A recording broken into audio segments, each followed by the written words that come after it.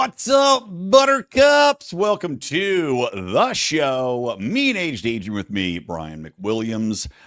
We're coming in a little late today because if you didn't see, we had a major announcement yesterday. Yes, it was April 1st, but we released the news about Lou Perez joining the show on April 1st just to make people go, is Lou actually joining the show or is this bull? And you know what?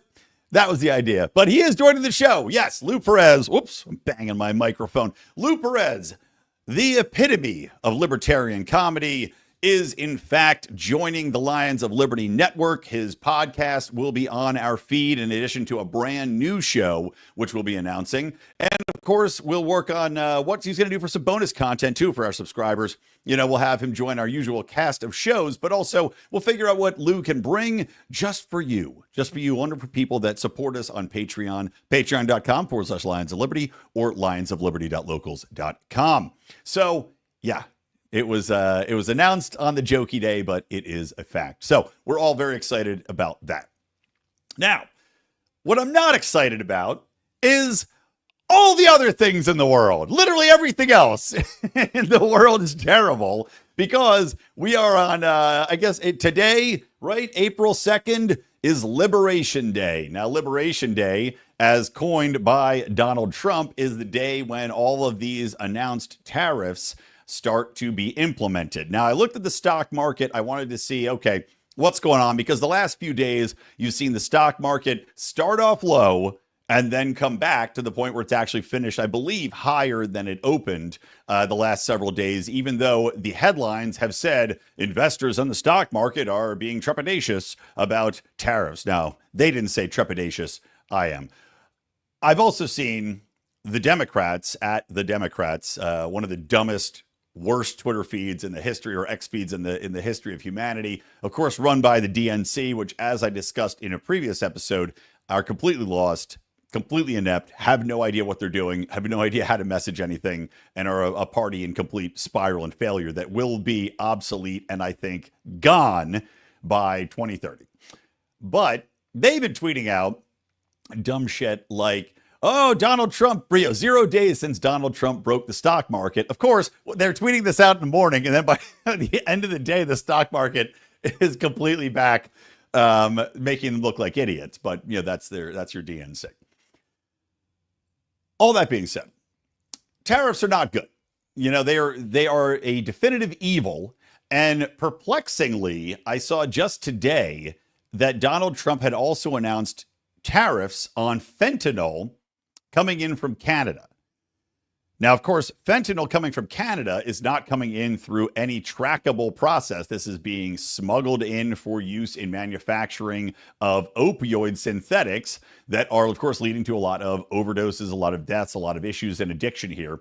Now, I guess he's saying it would be on the proposed value of the fentanyl, but what is the proposed value? How do you know if you don't know how much is coming in? How are you going to tariff that? And what's the tariff? Is it 10%? Is it 25%? Like it's just such a ridiculous thing. What's the proposed tariff on this black market drug that's allegedly coming in, which you can't track? It's just ridiculous. It's a ridiculous statement. Trump's gone tariff mad. I don't know. It's tariff madness, everybody. It's like, anybody remember those old commercials for Crazy Eddie? Crazy Eddie's Electronics? Yeah, it's funny stuff. But anyway, perplexingly, and leads you to question, I mean, what can't the magic bullet of tariffs do to the people that apparently don't know that tariffs are simply a tax on Americans and protectionist to industries which should not be protected and typically are on their way out anyway. But I digress. So these tariffs are coming due. Now, the one thing I'll say about the tariffs and in Donald Trump in general, because we're also going to talk about his threats with Iran and, you know, because he's threatening to bomb Iran and poking the bear there. But we'll get around to that in a minute. I know how Donald Trump operates, right? Anybody that is not simply riddled with TDS understands how the man deals. And it is very much, I'm going to throw out some blustery statement. Now, in this case with tariffs, it is a policy statement, but saying it first, okay, I'm threatening the tariffs. What do we see? Well, we did see some states, some nations capitulate and say, okay, you know what? We're gonna lower our costs here to try to make this more affordable. Others are going to say, okay, we're going to play a game of economic chicken. And don't be confused. That's what we're doing here.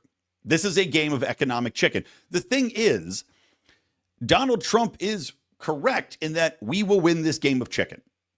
Eventually, we will win. The question is whether or not it is worth, is the juice worth the squeeze here to get to this point? To win this game of chicken, is it worth the pain that's going to be inflicted on the American population? Now, for me, the answer is no. When it comes to the practicality of tariffs, that answer is going to be no. But at the same time, knowing that this is primarily a negotiation tactic. This is saber rattling, and now it's being implemented where these countries are going to have to deal with the economic fallout. And for many of these nations, yes, it's going to be something where they go, we benefit far more by servicing a much larger nation. I get it. I get what he's doing, right? I hate it, but I understand it. The question to me is, how long is this going to go on? How long is this game of chicken going to last? And are there going to be benefits that result from this? Let's say that these other nations don't back down. Let's say that they continue to push this and say, we're gonna tax you. We're gonna, as Canada, we're gonna take all your Jack Daniels off the shelves, even though it's like we already bought it. At that point, you might as well just sell it. You already bought it, shitheads. You might as well leave it on there. But the question whether or not this will boost a domestic marketplace for industrialized services, right? Because we become a service-based industry. It's not ideal. And whether this will spur markets to open up, whether a tariff, if it's implemented and is permanent, if this is not a negotiating tactic, and the emphasis, I think it purely is, whether this stays in place and then that bolsters American production is the question. And as I said earlier, the question then becomes, how long do we have to endure economic conditions that make buying everything far more expensive, far more painful to people, especially the lower classes, right? Because people that are in the upper middle class don't have a problem with this. This is the same with like these, the people that finance the DNC that don't feel the pain of these policies. And yet, like in California's gas prices, I just looked, $5.20 a gallon down the street from me. Why? Because these idiot elite liberals keep voting for stupid policies that they think, well, we'll give more money to the homeless in the schools. We just had a tax increase in our sales tax because they're funding homelessness, to which, by the way, we spend like $500 million to billions of dollars over the course of the last 20 years that Gavin Newsom, or 10 years that Gavin Newsom has been in control of California. Billions have been spent. Our homeless population has skyrocketed. Nothing's being solved. Everything's gotten worse. And yet we just increased taxes again to fund homelessness. Sorry, going off on a rant there. The question is whether or not we are going to have these markets come to fruition that will relieve the economic pain, especially to people that are in dire straits financially. And after the last era of Biden inflation, coming into the current situation where we still have high inflation rates, the cost of living is still astronomical, we still have housing problems, whether or not that is going to be worth it. For me, no, it's not worth it. But I'm willing, and I ask you guys to open your minds and be willing to say, let's try and see what happens, right? Especially if this is a negotiating tactic. I've said this before. One of the main problems I have with major political parties like the Democrats and Republicans is that these people tend to double, triple, quadruple down without learning anything, without wanting to try anything new. One of the main arguments I have with especially my far left friends is, you can't simply throw money down this tube of education or of poverty because the results are not there. You have to try something different. I'm willing to say, okay, Donald Trump, let's see what happens. Now, in the same vein, getting off tariffs on this Liberation Day, Donald Trump is threatening, if Iran doesn't come to the table to negotiate about, this nuclear deal, okay, we're going to start bombing Iran. I don't think that's going to happen. Now, I appreciate, though, that this is, again, a negotiating tactic. He is threatening, all-out war with Iran. Iran does not want all-out war with the United States. That much should be abundantly clear. The neocons want war with Iran, But the rest of us, the rest of the world, including Donald Trump, does not, and Iran does not want that. How do I know? Well, because Iran, despite all the accusations of, they're funding this and that and the other, which, by the way, we typically have zero evidence of. Just to remind everybody, we have almost zero evidence of Iran funding jack shit. But it's always alleged and tied in, and Israel will triple down on that and be like, oh, they're days, they're seconds away from a Hiroshima nuclear bomb. No, they're not. No, they're not. And that's why I'm saying we know Iran does not want a war with the United States because they have consistently not had a nuclear weapon. They don't seem to be making a nuclear weapon, even though we're told that they are by people who basically need them to be creating nuclear arms to continue getting funding for genocides from the United States, military funding, foreign aid, everything you counted, everything that's going to Israel, everything that's going to all our quote unquote allies in the region is contingent on Iran being this existential threat to America, which it is not. It doesn't want to be. I'm sure Iran just wants to be left the fuck alone, just like we want to be left the fuck alone. So I think that this is, again, saber rattling. This is Donald Trump saying, I'm going to be a big dick here. I'm going to threaten this, but it's going to bring Iran to the table, and it's going to get hammered out. It's going to get resolved. Okay? That's what's going to happen. Maybe I'll be wrong, because I was wrong. I admit I was wrong about whether or not Russia would invade Ukraine. But at the end of the day, I've been right about everything in that situation since. And I don't know if you guys saw the New York Times piece that just came out, basically showcasing all of the lies that the Biden administration has laid upon us under the guise of Ukraine being A, winnable, or B, having the United States be in there as just this, clandestine we're just helping them with sprinkles of assistance, where we're actually full bore in there fighting this proxy war, and also lying to the American people about what we're doing, how much we're spending, how many people we have in there, lying about the capacity for missile servicing, lying about how many people we have functionally on the ground in Ukraine, lying about whether or not there's success rates that are even feasible in this, lying about everything. The New York Times has to admit it. The New York Times has been coming around on a lot of things, by the way, lately. COVID, Ukraine war. Now, of course, they painted the Ukraine war pieces like, oh, well, the United States was going to do great, but these stupid Ukrainians messed it all up. Typical. I lost my train of thought completely. Well, anyway, so whether it's with Donald Trump and Iran, I'm not overly concerned. I'm not overly concerned. Again, I know how the man operates tactically with these negotiations. And I think people have to keep that in mind, because one of the things I do hate, whether it is from the Republicans, whether it's from the Democrats, and especially from libertarians who are supposed to be logical and reasonable, is that everybody just jumps on the key word, right? It's like the word of the day at Pee-wee's Playhouse: tariffs, Iran, and then the fucking couch starts yapping at you and the clock's going crazy. Take a breath. Not everything is an instantaneous reaction or condemnation. Like, you have to have some understanding of the world in which you operate and how there's tactics in play and how there are negotiating styles in play here before you lose your mind, because it just makes you look like an idiot who doesn't know what's going on. So please, to show my age, check yourself before you wreck yourself. Just give it a fucking beat. Okay. All right. Now, one thing we can, in fact, Pee-wee's Playhouse style, go crazy about and have the clock go in circles and have, oh God, who was the black mailman? Somebody watching live. Who was the black mailman in Pee-wee's Playhouse who became Lawrence Fishburne? It's Lawrence Fishburne. You have Lawrence Fishburne coming in the door because fucking democracy is dead in Europe. It's done. Stick a nail in the coffin. It's gone. The European Union, I talked about this before, had outlawed a Romanian election. Basically said, this election doesn't count because we don't like the guy that got elected. The Germans have banned a political party for being quote unquote far right, even though it was one of the most popular political parties, based on not on anything that should be considered controversial, based on immigration policy, right?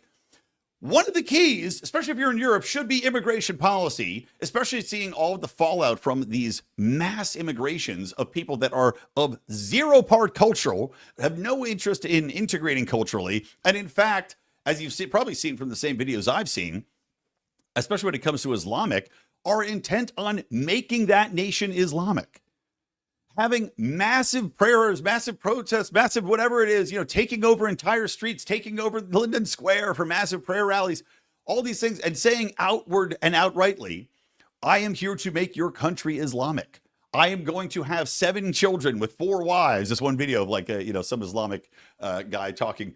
And he's like, we're going to take over your country because I could take 4 wives and have 7 children and we're just going to outbreed you. You guys have 2 kids as Germans. We're going to have 17 and we're going to marry your daughters. And I was like, this is like from a video, but I was just wondering.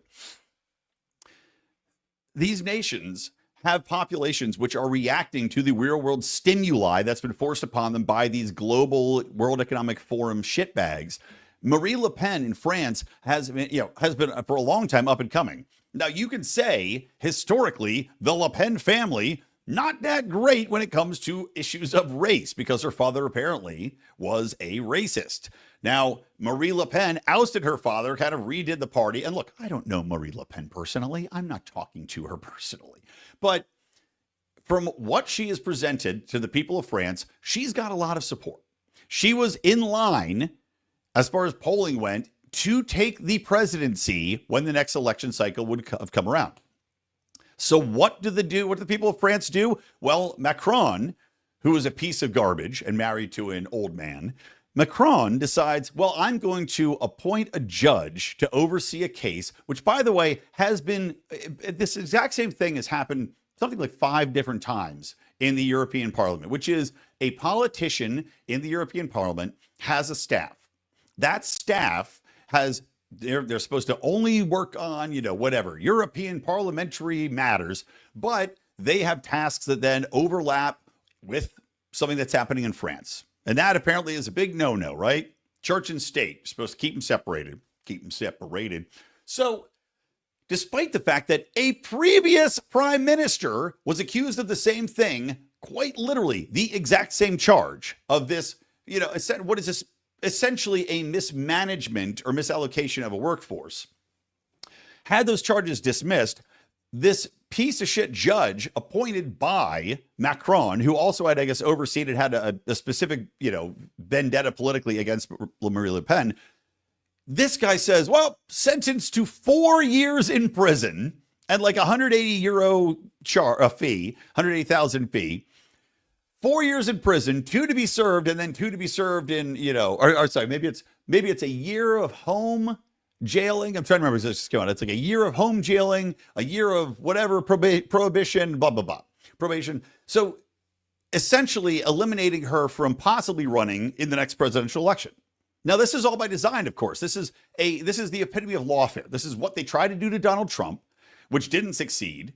And in Europe, it probably will. I mean, I was reading an article from his French law expert, and he said, well, even if they, it gets to the appeals court, he said, within the French system, this probably is going to take longer than 2 years. So effectively, the lawfare here, which they have applied to eliminate Marie Le Pen from running, has worked. It's become effective because the legal system operates so slowly in France. France, known for its liberty. By the way, the irony of some French MP demanding that we return the Statue of Liberty to them, and then they pull this fucking bullshit? Hilarious. Hilarious. France, you have no right to claim any modicum of freedom, democracy, nothing. You get nothing. Good day, sir. But Marie Le Pen has essentially been eliminated. Now, the question now is whether the people of France will stand for it. Because we've seen what's happened in the UK. We've seen what happened in Germany. The people seem to be fine. They're just too terrified. They're too, petty and feeble and weak to stand up for democracy, to stand up for the rights, or I should say, at least your ability to consider political alternatives that aren't approved and rubber stamped by the EU. I mean, God, in the UK, these people have just taken it on the chin that they can be arrested for having memes.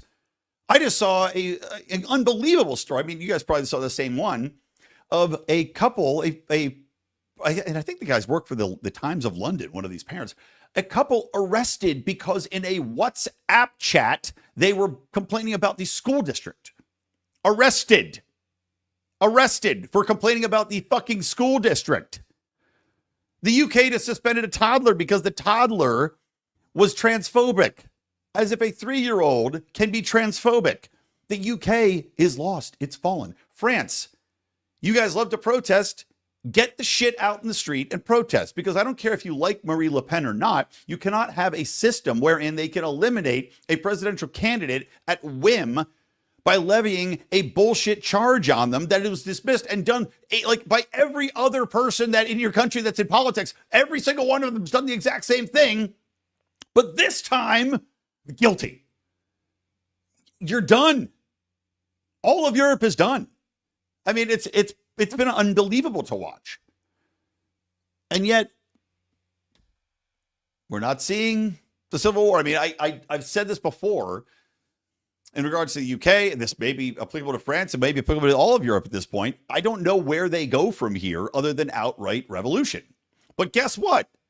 Since they've got no guns, you got no speech rights. You've got no guns. What are you going to do? These Europeans. I mean, goddamn, talk about painting yourselves in a corner, Europe. And I don't mean to laugh at you, especially if you're sympathetic with me and you believe that you are being given a raw deal here and you're basically screwed. But you people crowed about having your free healthcare and your social blah, blah, blah, blah, blah. Well, guess what? Now that we, pulled all that spending out and we're not, Donald Trump says we're not going to pay for your defense anymore. Good luck with that. So get ready to be put in some dire financial straits. And then all these Europeans that post about, the guns in the United States. I was a proud Briton. I would never allow this guns. Well, guess what? You're pretty proper fuck now, aren't you? When you've got tyranny throughout your entire political system, tyranny throughout Europe, and all of you assholes have given up your guns, given up your rights, given up your ability to even fight back. Conquered without firing a shot by the New World Order. Congratulations to all of you. Well done. Just wow. I mean, just wow. Okay, well, there's that. Europe, the fall of Europe. And by the way, this one, just to share another little thing, I tweeted this out that it's like a comedy sketch. I don't know if you've heard about Keir Starmer in the UK. Number one, banning ninja swords, which I think I made a joke with this before, but yeah, good luck finding the ninjas, dickhead. But Keir Starmer, who is one of the biggest pieces of garbage I think I've ever seen in my entire life lead a nation. I mean, it's unbelievable. But there's a movie that came out called Adolescence. Now, this is the Netflix meme come to life, wherein Adolescence is a movie about a child murderer, a guy who stabbed a bunch of people. Well, I say a child that stabbed a bunch of people. And in real life, that child is what looks to be like a Somalian, like it kind of like that facial structure, like, I am the captain now. Looks like that. And I think it's like 13 or 14-year-old kid. 100% black. In the Netflix adaptation, Little White Cherub. Yes. They race swapped the black child who had stabbed people to a white child, a cherubic, classic British looking, fresh out of Love Actually, playing the drums white child, as if no one would notice or understand the political reason they did this. Keir Starmer is on a fucking tour now promoting the shit out of this, saying that they're showing it in every British classroom, that he watched it with his kids. I mean, it's ridiculous. It's like a comedy sketch. It's like what you would write for to mock and satirize what a politician would do if they were just blatantly lying, conning the population in this stupidest fashion, and it's happening in real time. In front of our faces, it's happening in real time. They expect people to believe this. We have the internet. We can look and we know the story. Who are you fooling? Netflix, fuck you. Keir Starmer, fuck you. I've never seen something more insane. A documentary, it's supposed to be a docu-series, aka based on a true story. You race swap the lead character in a, quote, docu-series? What? And I thought the Little Mermaid docuseries was bad. Just wow. All right. Well, anyway, that's it. I'm going to play you guys the last thing. I'll play you Lou Perez. It's going to be a short episode. Because I delayed the show yesterday to record this morning, obviously. But I will play Lou's a little announcement for you guys real quick here so that you may enjoy it. And as Odie and I did a little show yesterday, just talking specifically about this, which for some reason Apple and Spotify podcasts is all jacked up right now, so it's coming out super late. But here is Lou Perez, the newest Lion of Liberty, who we're excited to have. And even though, as I said, we announced on April Fool's just to fuck with people, he is in fact coming to the show. He is in fact going to be beautiful, loved, and appreciated here on the Lions of Liberty. So here's Lou wearing his finest announcing wife beater. Hey, whoops. Perez here, and I have a big announcement to make. I will be joining the Lions of Liberty Network. I'm super excited for it. We don't have the scheduling locked down yet, but rest assured, the Lou Perez podcast will be a part of the Lions of Liberty Network, and we also have some other fun stuff in the making, in the planning process. So I got to figure out when I need to leave my wife and kids to join the cult. But I'm excited, and I've already given them all my money, so whew, let's do it. There you go. By the way, I wish we were a successful cult. Lou's actually the first person to ever give us all their money. The rest of you were like, can you just give us $5 a month? $5 a month is all we're asking from you people. You can get in at higher levels and have much more fun. But thank God for Lou. He's keeping the lights on one more year by giving us his entire life savings. All right, guys, that's going to do it for today. Thank you. Don't forget, you can support us. Please hit notify. Please hit subscribe. Ken, Lou's going to be coming on starting in May. His feed, the new shows, everything else. So get subscribed now. And of course, we're going to be adding new bonus content. So go to patreon.com/Lions of Liberty or lionsofliberty.locals.com. All right. Thanks a lot for joining me. I hope all of you have a lovely week. From me, Brian McWilliams, from the Lions of Liberty Network with the brand new edition of Lou Perez. Keep those electric eyes on me, babe. And keep that rig on to my head.